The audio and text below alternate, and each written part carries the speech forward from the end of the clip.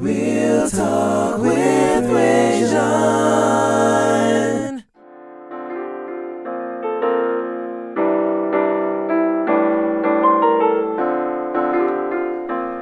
All right, and we're going to start in 3, 2, 1, and... Hello, world, and welcome back to Real Talk with Rajon, when nothing's off limits.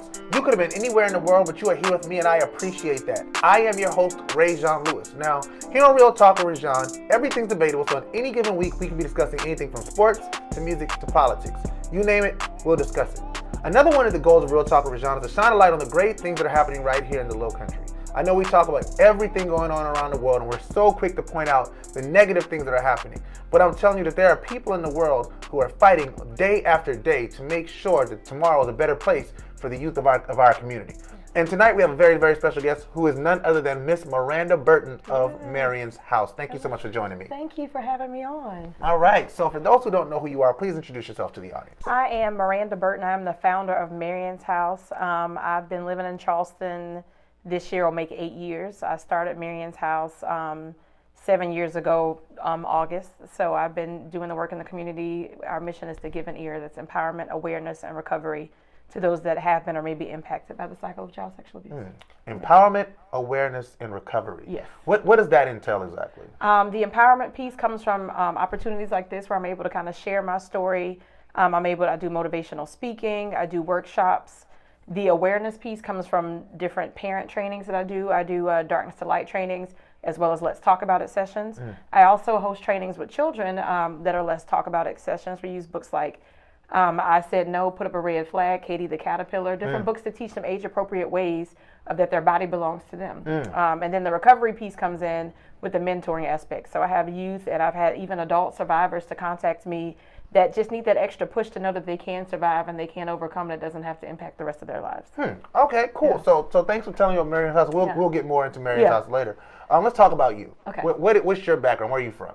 I'm originally from New Orleans. I went to Coker College in Hartsville, South Carolina. Oh, wow. So that's New Orleans to Hartsville, South Carolina. Yeah. All right, so okay. By way of Greensboro, North Carolina. Okay, all right. So when I was in high school, my mom and I relocated to Greensboro, North Carolina. That's where I found out about Coker and ended up in the end Charleston, South Carolina. So you lived in Greensboro, but you didn't go to A&T?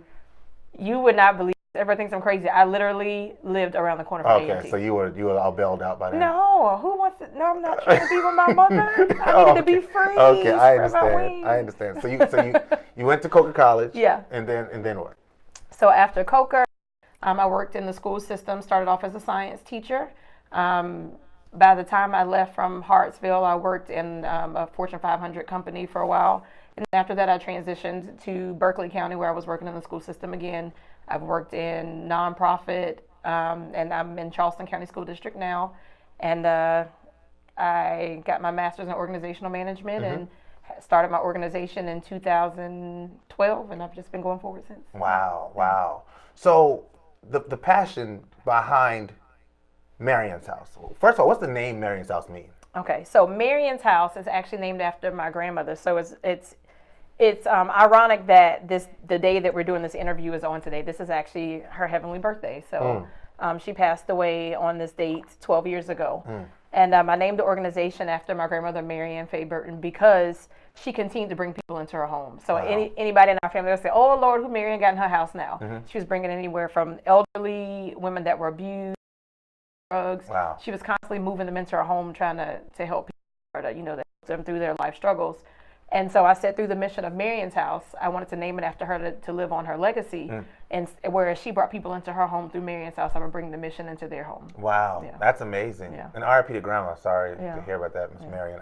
If somebody tell me they're Grandma, I just call them Grandma. That's what I do. We call her Momo in New Orleans. See, Momo in New Orleans. See, Yeah. New Orleans to Hartsville. That's still nuts to me. Yeah. So is there a particular reason that you're passionate about the issue of child sexual abuse? Yes, I am a 2-time survivor of child sexual abuse. At 3 years old, I can give you a little bit of background on that story. So at 3 years old, my mom dropped me off to Marion's house, my grandmother's house. I changed hands a lot in the course of that day. My grandmother would run some errands, ended up with the aunt. My aunt then dropped me out at another aunt's house, and I ended up there. And so while I was there, her husband sexually abused me at the age of 3 years old. Wow. So he took me down a hall and sexually abused my 3-year-old self. So That was the first time I was sexually abused. But through that process, I struggled with, I remember there being a disagreement between my mother and her sister. And I remember the feeling of like no one believed me. My mom believed me, but we were still around. Yeah. So, you know, you have the family functions. They say, oh, just don't leave your child alone. Well, Uncle Billy or whoever you want to call him, you know, for that. So just don't leave him alone with your child, but he's still around. And he wasn't removed. So to me, I felt like I wasn't valuable. So as time progressed, when I was 6 and 7 years old, my mom had a girlfriend, and her girlfriend at the time began to sexually abuse me. Wow. So while my mom was at work, she was sexually abusing me in the home for about 2 years. Wow. So through both of those encounters, you know, I wish there was a Marion's house that would have existed for me. So I was very heavily involved. I was on a Christian step team. I mean, loved it. I have a mentor of over 22 years, and she was over the step team, and we're very close to this day. And I know that for me, if I would have just had one additional person to ask questions, it might have would have helped. Because I told when I was 3, but he wasn't removed. So when I was 6 and 7, I didn't say anything. Right. I didn't, you know, I felt like my voice didn't matter. And so that's why through the mission is to give an ear, because I want people to hear. I want them to know, you know, the Bible says, he that have an ear, let him hear. So I think that's important. Yeah. Well, thank you so much for sharing your story. Not a lot of people, you know, especially, we live in an era, you know, where more people are starting to speak up, but for a long time they were afraid to, because like you said, the believing piece. Yeah. A lot of times, you know, it's either we're just going to not talk about that's family business. Exactly. Or you know, they're just completely shut down, and they feel like nobody's ever going to believe them. So through your work with Marion's house, what you've been doing for, you said 7 years now? Yes. 7 years. So August was 7 years. How have you seen your organization impact the young people that you work with? Oh my goodness, I'm so thankful. I literally started this organization as a one-man team, and it was just me, and I was out there and I was pushing it. And I wasn't an official 501c3 when I started, so I was just using money out of pocket. And then my close friends just saying, well, here's some money to help you do what you got to do. Here's $40 here, here's $50, that kind of thing. And that's really how I started off before becoming a 501c3 in 2016. So I've watched from where my first year working with children, it was just my family, or it was just my closest friends' children who I was working with and spreading that awareness, to now I have worked with over 1,000 children. Wow. Yeah, just in the 7 years. And that's from doing workshops here in Charleston, going into Charlotte, North Carolina, spreading awareness in Greensboro, North Carolina, just really kind of getting out there, being able to spread my mission in Atlanta. Yeah. I've had several platforms that I've been fortunate enough. I did a workshop full circle and was able to go to Louisiana and do a workshop in the hometown where I was first sexually abused. Wow. Yeah.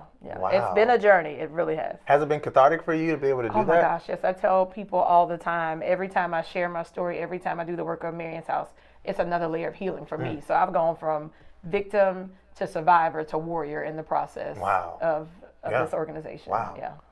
An advocate, such a great advocate. I mean, the way you're able to, you know, I'm hoping that somebody who's watching this today is really feeling, you know, a little bit of release and feel like they could tell their story a little bit more, you know, just from that, because a lot of people do, like I said, compress that and conceal it, but you wear it and you it's like your suit of armor. I love that. Yeah, I love that strength.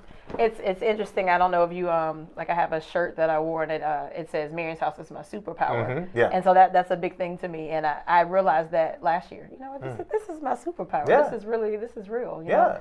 So for years when I started Marion's house, I didn't share my story. I just did the work as this professional that had worked with abused kids and who had the psychology degree. Yeah. You know, and so then as I got further in the organization, I was like, it'll be more impactful if I share my story. Absolutely. And I remember, I think it was December or November 2013, a lady from Greensboro, North Carolina said, you know, we want to honor you at a survivors luncheon. Would you be willing to come? And I said, then people are going to know that I'm a survivor and I'm not just the founder. You know, I was like, okay, I'll do it. And so we get there. She's like, oh, here are the questions I'm going to ask you about your story. And I remember sitting there and sharing my story with my mother beside me, who also had been sexually abused at 3 years old. Wow. And we're sitting beside each other. So she's there speaking as the mother of a survivor while I'm there as the survivor.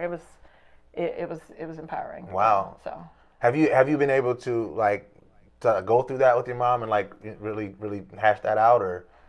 We do. I think we definitely do. We're very close. I think we're both survivors together that have had to share this. I had an event in November. I did a survivors chat and chew on Clements Ferry. Okay. And my mom was one of the speakers, and Wow. she spoke as, as the mother of a survivor, and I had different other people on the platform. But it was empowering to have my mom, like she's, 2 people down, sitting there with me, and Wow. so we're in a good space. I just think that's so, like, that is really inspiring. Like that is really inspiring, again, because especially in the Black community, like we don't get to that place very often. Yeah. So to see, you and your mom being able to do that, I hope that encourages somebody out there who's watching this to, if you have, and I want to take the time to say this because I think I'd be irresponsible with the platform if I didn't. If you are a survivor of, sexual misconduct as a child, sexual abuse as a child, please find somebody to talk to. Yes. And it's not your fault. It's not your fault. It's that person's fault who decided to do that to you. Find somebody to talk to. Even if, do you work with adults?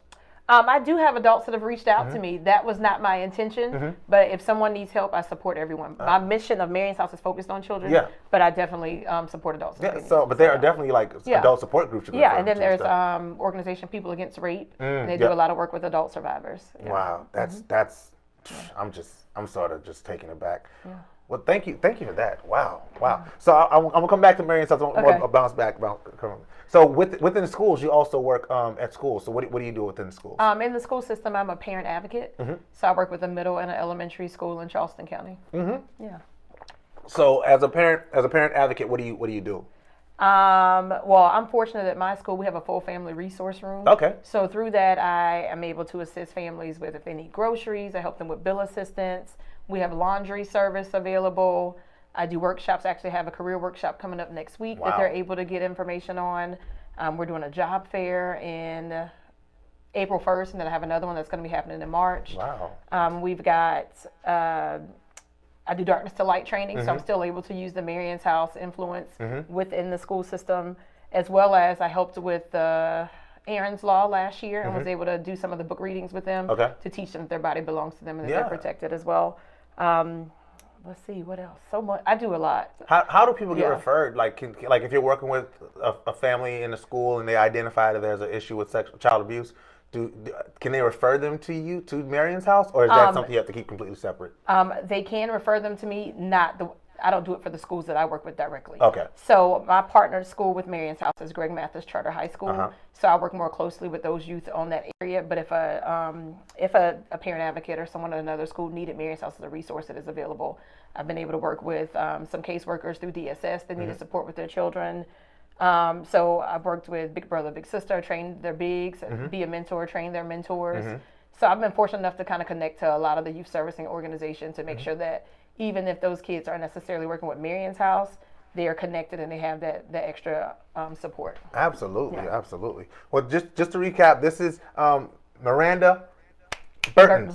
Miranda Burton of Marion's House. We're talking about her organization. We're talking about the changes that she's looking to seek to changes that she's looking to make in the community through advocacy for child sexual abuse, as well as working within the school. So if you have any questions, please make sure that you ask them. I can see your comments and everything, so please make sure that you're asking any questions that you have so we can get them to her. So with Marion's House, what is the goal long term? If everything goes perfectly for Marion's House in 10 years, what does it look like? What are you doing? I would like to be Marion's House to not just be an organization that goes into other organizations. We have my own facility. I want to have rhythmic stepping available, music, arts, the opportunity for academic support, all of those things that I benefit from. I have a lot of experience of working with after-school programs and youth servicing organizations. So I would like for Marion's House as a youth servicing organization to be able to have them come there, do the awareness piece, but then go beyond that, help them with the job readiness skills. Because right now with Greg Mathis, one of the things I've been able to do for the last 3 years is life skills and job readiness. So I want to still be able to do that through Marion's House in my own facility. Yeah. Have you looked to partner with any local youth service organizations who already operate in that area? I should do that. I have worked with the Carolina Youth Development Center. I've worked with Big Brother, Big Sister. I've worked with Be a Mentor. We have Greg Mathis Charter. I've done some things with the youth at Jenkins Orphanage. I've been able to connect with quite a few organizations. So I just haven't found one that has a building that we can co-operate. Okay, yet, so. I may know somebody who could do that. Okay, awesome. All right. Yeah. So let's talk off camera about that. Yeah. But yeah. So long term, you want a building. If people want to support Marion's House, you know, if they say, hey, you know, I love what you're doing. I want to volunteer. I want to donate. What do they do? Okay, so with Marion's House right now, we have technically three options of way you can donate. You can donate through paypal.me/Marion's House. We have a GoFundMe page. You can send your checks to 431 St. James Avenue in Goose Creek, South Carolina. It's Suite L number 130. Right now, an event that I'm working on to have for this year is I want to do a family game night. So right now I'm collecting board game donations. Okay. So if you would like to donate board games, just reach out to me and let me know. I would love it. I've had a few people to be able to donate so far. I'm also working on some other activities that I want to get through. I want to do a bingo. I've never done a bingo fundraiser, but I'm super excited. I want to do one on April 10th. Okay. So that's what I'm working on right now. April 10th is actually my grandmother Marion's birthday, and I'm fortunate that her birthday is also during Awareness Month. So every year on April 10th, I've always had something going on, whether I was doing one of my Speak Out Lives or an actual fundraiser event. So this year, I'm working on making some connections to have a place to do that. So, all right, that sounds great. So Alexandra Moore, be a mentor. She said, be a mentor. Hi, I've trained some of her yes. her mentors last year. Yes, she said, we love having this support for our mentors at Be a Mentor. So big shout out to Marion's House. Thank you. She also said, what an incredible story of empowerment. Thank you so much for watching, Alex. I will see you next week. We're actually going to be at the Mentor Summit in the National Mentor Summit in DC. Great. So I'll see her out there. And my wife says, love that. Thank you. So she'll be here shortly. Drive safely. If people want to follow you, follow Marion's House on social media, follow you on social media, how can they get in touch with you? Well, we have our Marion's House page on Facebook. We also have on Instagram, it's House Marion. And then we also have Instagram, Facebook, and then Twitter. The Twitter page is Burton PCS. Prevent child sexual abuse. Okay, Burton PCS. Yeah. All right, cool. I'll put that on the on the scroll. All right. As we close up, anything else that you want to put out there for the community? Just continue to support us. We've been doing great work, and we would love to have you guys be a part. We had a junior ambassador over the summer to be able to support us. One of our big events that we've done every year is a back to school event. Okay. So we last year had a back to school brunch. We were so excited. We had 150 families to show up. And the Academy Community Center, Ms. Brown was so gracious to let us use that facility for that. So we're probably going to do a similar event this year as well. We've either had a back to school brunch, we've done back to school gift card giveaways. We always do the supply drive. So please continue to support us and follow us because we have a lot of great things coming and we want your support. Also, if you have adults that need to be trained in child sexual abuse prevention, please contact us, whether you want us to do a sex trafficking course, if you want us to do the darkness to light training, the hour-long Let's Talk About It session, as well as working with your youth. We can do those sessions as well. So reach out, because each time that we spread this awareness, we know we're helping to protect another child.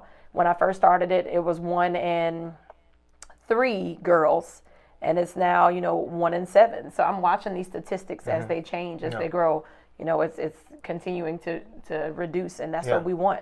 We want it to go where it was 1 in 5 and then 1 in 10. We want it to continue to where I tell people all the time, my goal with Marion's House is to put myself out of business. Yeah. That's why we have these other things, the job readiness, the life skills, these other budgeting classes, these other things to benefit people, because in the end, the child sexual abuse won't be an issue anymore. Absolutely. We want to remove that from as an issue. Yeah.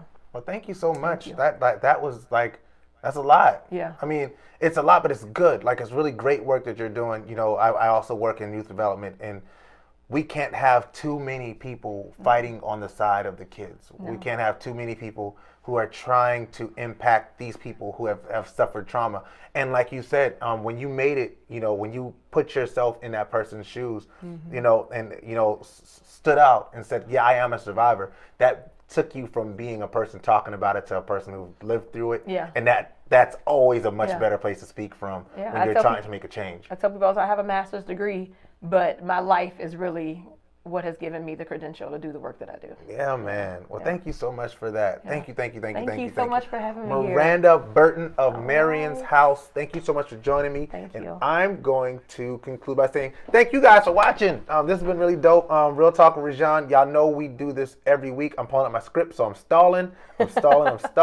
And we are up. All right, scroll down. All right, cool. But I want to thank you guys for watching this week. Remind you that the show is now split into 2 parts. On Wednesdays at 7 p.m. is my local celebrity spotlight, and on Sundays at 7 is my normal live show. Next week, I will not be having a local celebrity spotlight because I'll be in Washington, D.C. For the National Mentor Summit. So watch out for some live videos coming from there. A lot of great people will be in the building. It's always an amazing opportunity to network with people who are really, really dope. If you will be in Washington, D.C. and you are watching this video, let's link up because I need to network more.